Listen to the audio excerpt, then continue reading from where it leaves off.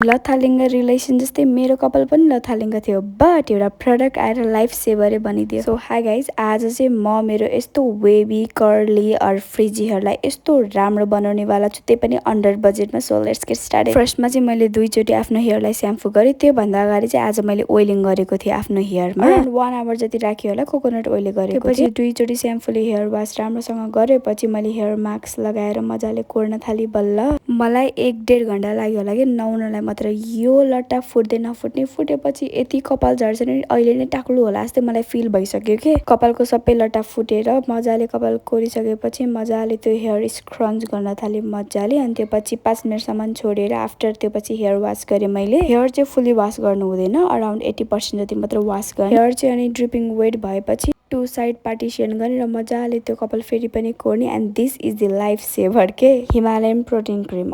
कतिजनाले मलाई भन्नु भएको थियो कि ट्राई गर भनेर बल्ल म ट्राई गर्न लागेको हो। अनि क्रिम चाहिँ धेरै ओभर पनि नलिने है, ठिक्कको लिने हो है। मेरो अहिले चाहिँ फर्स्ट टाइम हो नि त यो, अनि मलाई लेट पनि भएको थियो कि आज, सो त्यही भएर राम्रोसँग मैले गर्न पाइनँ। बट अब म नेक्स्ट टाइम गर्छु नि, अलिक टाइम भएको बेला गर्छु कि I'm so busy guys, so त्यही भएर हो क्या। अनि त्यसपछि मजाले त्यो हुन्छ नि कर्ल टाइपको बनाउन थालेँ। अनि कस्तो राम्रो लागेको थियो कि अझै मसँग टाइम भएर मैले राम्रोसँग बनाए यस्तो पर्फेक्ट देख्थ्यो नि। अनि त्यसपछि माथिबाट सिरम लगाएँ, किन भन्दाखेरि कपालहरू नउठोस् अनि लाइक सेटमै बसोस् भनेर कि हेयर सेटमै बस्छ भने। And look at this, it is so best guys. जसको हेयर यस्तो छ यु क्यान ट्राई इट।